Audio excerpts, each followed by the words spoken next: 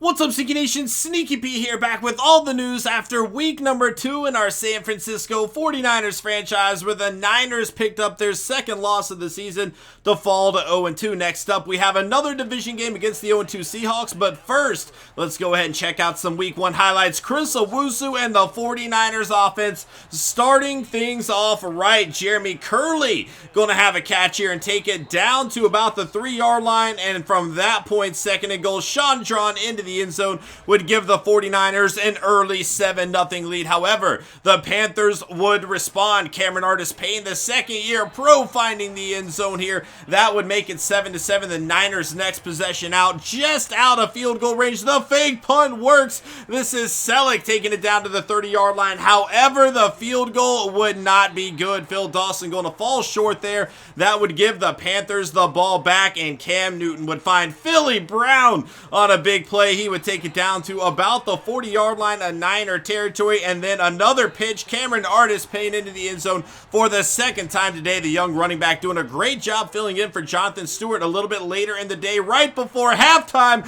Aaron Lynch and the Niners defense going to get the safety on Cam Newton. That would make it 14-9, but the Panthers would be quick to respond early on in the second half. Philly Brown taking it all the way to the house. That would put them on top 21-9. The Niners looking to get back into the game, and Carlos Hyde looking to deliver. Had nobody in front of him, it didn't matter. The Panthers would catch up, and the Niners going to have to capitalize here, and Sean Drawn will do just that, a little juke move, and he would find the end zone to make it a 16-21 game. The Niners would get right back in this, but the Panthers had other plans. Ted Ginn Jr. against his former team takes it down to the 1, and then Jonathan Stewart would capitalize on the touchdown. 28-16 would be the score. The Niners again trying to get back in, but Robert McClain going to get the interception. He would set them up with good field position. However, Quentin Dial would force the Panthers to settle for a field goal. 31-16 is the score.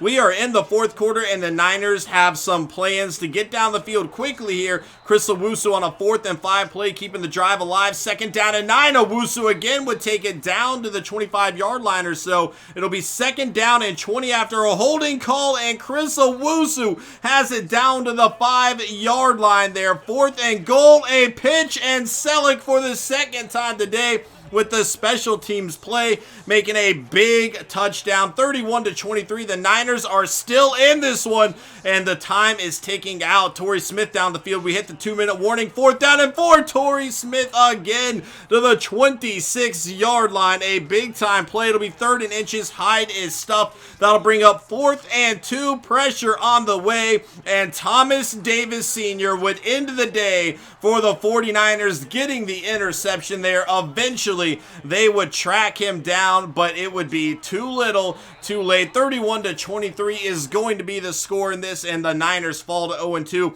But they are playing the 0-2 Seahawks, who have really not started off their season the way they intended. This is a team that still is looking to make the Super Bowl this year, and losing games to the Dolphins and Rams, not how they anticipated starting the season. However, the Niners are going on the road. Playing in Seattle is no joke at all, and Seattle does have a much more talented team. It is going to be a tough game for the 49ers, and they are looking to get things going here and practice, seeing if their offense can make some plays, connect, and start preparing for this game against a very, very good Seattle defense. Blaine Gabbert looking to throw on the right side. Quentin Patton going to complete that first pass. Here's Patton again. They are just leaving him open. It'll be the 3rd play on the drill here, and Burbridge with a catch. Make it the 4th play, and Torrey Smith comes down with it. They need the 1st down. It's 4th, and Quentin Patton will deliver a very good day at practice for the San Francisco 49ers team, making it a 5 and out. They're going to have a short one, and they are looking forward to this Seattle game. Let's go ahead and get on with the news. All right, we got our 3 questions from the press this week. The first one comes from xNation89. Are you planning on drafting a quarterback? You know, right now we're more concerned about the players that we actually have on our roster. If we are not too happy with what transpires throughout the regular season, at that point we will address it if we need to, but we're not going to take a guy just to take a guy. We really want to go best player available, and if we don't think there's a franchise quarterback in the draft, we're probably going to look elsewhere. If we do see a guy there that we like, maybe we make that move, but it really depends on how the rest of this season plays out. The second question comes from Charlie Slick. What are your views on Aaron Burbridge? Do you think he could be a good number 4 wide receiver? I think he could be a lot better than that. Right now, it's really just a numbers game and who all is ahead of him. We have some veterans that we quite like that haven't really played awful yet, and until they do, unfortunately, Aaron Burbridge is just a little bit further down the depth chart, but we do have a lot of faith in him and we're excited about his future. The third question comes from PatsFan539. Torrey Smith had key drops in the previous game. More time for Owusu. While we're very happy with what we've seen from Owusu right now, we're not going to bench our number 1 wide receiver for one bad game. You know, he kind of earned that number 1 spot based on previous play, and we still want to give him a chance to see what he can do. We have a lot of faith in Torrey Smith that he will pick up the game and not make the same mistakes in the future. But we do definitely need to find ways to get Owusu a bit more involved. He's come to play every time we've given him the opportunity, and so we're excited about his future as well. That will be it for the press questions, and we are about to go ahead and check out all of the scores from around the NFL.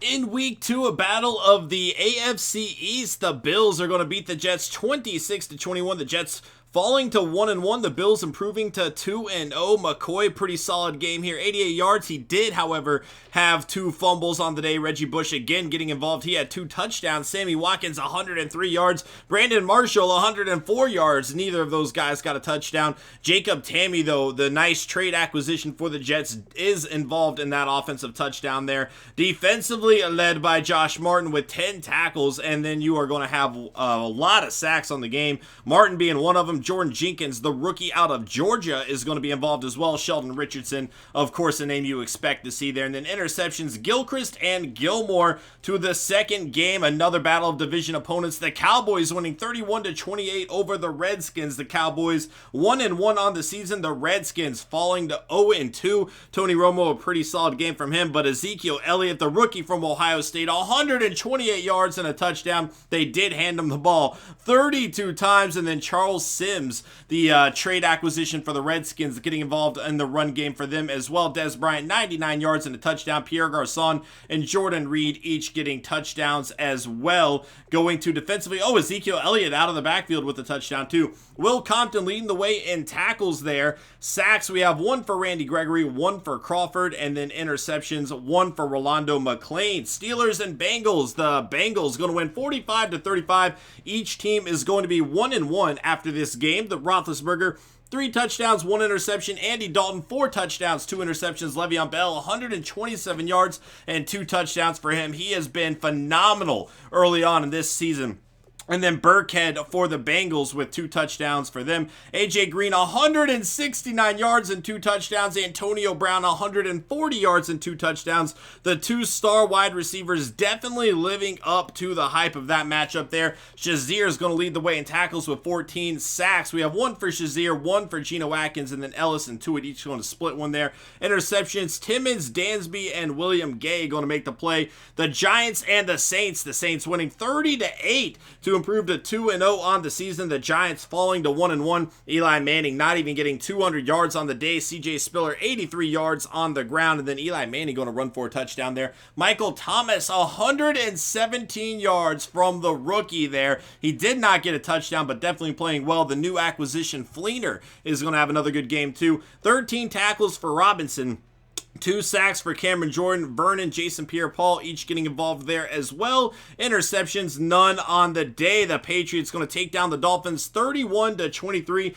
The Patriots will improve to 2-0 on the season. The Dolphins will fall to 1-1. Tom Brady, an outstanding game from him, as is expected. And then Ryan Tannehill, nearly 300 yards. Pretty solid game from him as well. Tom Brady did fumble the ball twice, though. No touchdowns on the ground. Kenny Stills, 97 yards. Danny Amendola getting involved. Parker Landry and Gronk all getting a receiving touchdown. Kotri involved as well. Lewis and Bennett each getting a touchdown for the Patriots, too. Defensively, Lofton, 16 tackles on the day. Sacks, we have 1 1.5 for Chris Long, Ndamukong Suh, and Sheard each getting a sack as well, and then Mingo with a half sack. Butler and Fletcher getting the interceptions. The Texans taking on the Chiefs. The Texans 29-12 getting the victory. The Texans will improve to 1-1. The Chiefs fall to 0-2 on the season there. Osweiler and Lamar Miller not having outstanding games. Lamar Miller did do pretty good, 5.6 yards a carry. They didn't hand it to him a whole lot. Will Fuller, though, a good game for the rookie, 71 yards and a touchdown for him. And then Hopkins is going to have a touchdown as well. But really, you would expect a bit more from Osweiler.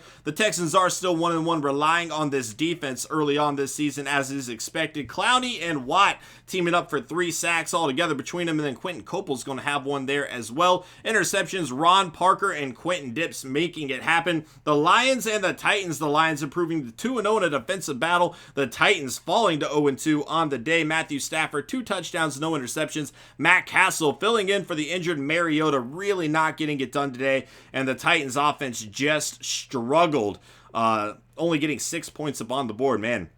Cersei, 10 tackles for him. Avery Williamson with 8 sacks, 1.5 for Casey. Nada is getting a 1.5 sacks. Just a lot of sacks going on in this game. Interceptions, we have 1, Darius Slade Jr. The Browns going to beat the Ravens here, 24-10. The Browns improving to 2-0 on the season. The Ravens falling to 0-2, and Flacco struggled today. No touchdowns, 3 interceptions on the day. They are not happy to lose to a division opponent in that fashion, and the Browns really shocking some people early on in this season. Definitely looking to keep momentum going in their favor. They do still have to deal with the Steelers in that division, the Bengals as well. The Bengals are currently 1-1. The Steelers are 1-1. So the Browns actually leading the division. Greg Hardy, 3 sacks on the day for him. Jernigan going to have 2.5 sacks. And the Browns looking good early on. The Seahawks taking on the Rams here. The Rams are going to improve to 2-0 with a 24-21 victory over Seattle. So Seattle now falling to 0-2. Definitely not the spot they figured they would be in early on. And Jared Goff looking like the real deal, is yet to throw an interception on the season. Did throw for 2 touchdowns today, and winning their home opener in Los Angeles all over again there. Riley Cooper, the pickup, had a touchdown. Kenny Britt, a touchdown. And then Christian Michael Sr. going to have a touchdown too. KJ Wright, 13 tackles. Alec Ogletree with 12 sacks. We have 2 for Michael Brockers on the day. Quentin and Hayes each getting 1 for the Rams as well. Moving forward, we have the Cardinals and the Bucks, 42-32. The Cardinals going to get the victory. They got blown out in week number 1. However, they will get the win here to improve to 1-1 on the season. The Bucks falling to 1-1 on the season. Doug Martin, 69 yards, 4.6 yards a carry, and a touchdown for him. Receiving, Vincent Jackson, 10 catches, 81 yards. Austin Safarian Jenkins, 6 for 92 yards. He didn't get a touchdown though. Brown going to have a touchdown for the Cardinals as well. Defensively, Quan Alexander leading the way in tackles, sacks. We have 2 for Okafor and 2 for Chandler Jones. Again, you know, he's pretty happy now, maybe. He was not too happy in week 1 losing to his former team, but the Cardinals getting it done here today, and still very much looking good so far this season. The Jags going to crush the Chargers, 45-21. The Jags improved to 1-1 on the season. The Chargers falling to 1-1. Definitely not a score you would anticipate seeing. TJ Yeldon, a great day on the ground with 3 touchdowns. Ivory had a touchdown as well. Keenan Allen really being limited, 69 yards, no touchdowns for him. Not a horrible game yardage-wise. Certainly not what he wants to be doing, though. Pazlesny, 10 tackles. Joey Bosa getting the only sack on the day, and then Gibson getting the only interception. The Raiders beating the Falcons 24-17. The Raiders improving to 1-1 on the season. The Falcons falling to 0-2. Matt Ryan needs to get his act together soon. Didn't have an awful game today, but certainly they expect more. You know, this is a Raiders team on the rise. Maybe the Falcons are a little bit on the decline, but they certainly have higher expectations than starting this season 0-2. And, you know, the Raiders making it happen. Warlow, 13 tackles for him. Sacks leading the way. We have 1.5 for Khalil Mack, the sack attack. I am misspeaking left and right. I apologize. No interceptions on the day. The Broncos and Colts 17-0 in a shutout. The Colts going to get the victory. Scott Tolzien filling in for the injured Andrew Luck there. And the rookie Paxton Lynch just really struggling to get anything going with this Broncos offense today. Definitely a defensive battle on both sides of things. Neither quarterback all that experienced right now. And, you know, the Colts defense just going to step up a bit more than the Broncos defense, weird enough. The Packers winning 31-21 in a division battle here. The Packers improved to 2-0. The Vikings fall to 1-1 on the season. Adrian Peterson only 3.4 yards a carry today. Really not having a whole lot of success. Devontae Adams, 9 catches, 181 yards and 2 touchdowns. Diggs, 120 yards and a touchdown. Big play from 2 young wide receivers there, making names for themselves. Kendrick's leading the way with 14 tackles. Sacks, we have 1 for Sharif Floyd, and then Rollins and Bryant going to split a sack there. Interceptions, Clinton Dix with 2, Burnett with 1, Shields with 1, and then Harrison Smith with 1. Last game of the week, the Bears 31-28 over the Eagles. The Bears improved to 2-0 on the season. The Eagles falling to 0-2 on the season. Darren Sproles did get 5.4 yards a gain and 2 touchdowns for the Eagles there. Zach Miller, 112 yards and a touchdown for the tight end. Dorial Green-Beckham on his new team, 5 catches, 80 yards and a touchdown. It is going to not be enough there, though. Sacks, Connor Barwin, Graham, and Logan getting the sacks. Interceptions, 1 for Leotis McKelvin. And that'll take us to the players of the week. Let's go find out who were the standout names. Drew Brees, 33 of 47, 385 yards, 3 passing touchdowns for him. Brocker, 6 tackles, 2 sacks, fumble forced, fumble recovered. Ron Parker, 9 tackles, interception, fumble forced. And then AJ Green, we already saw what a game he had.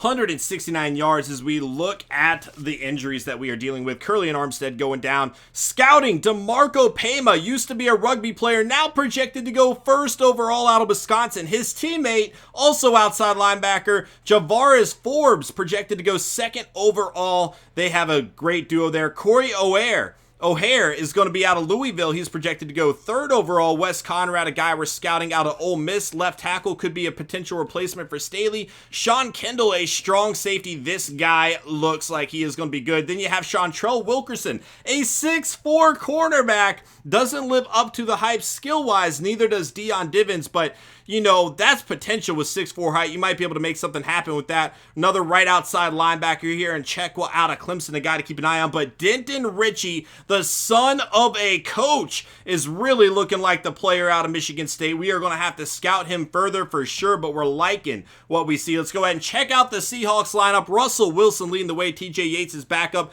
Thomas Rawls and Michael going to be the running backs there. John Connor at fullback.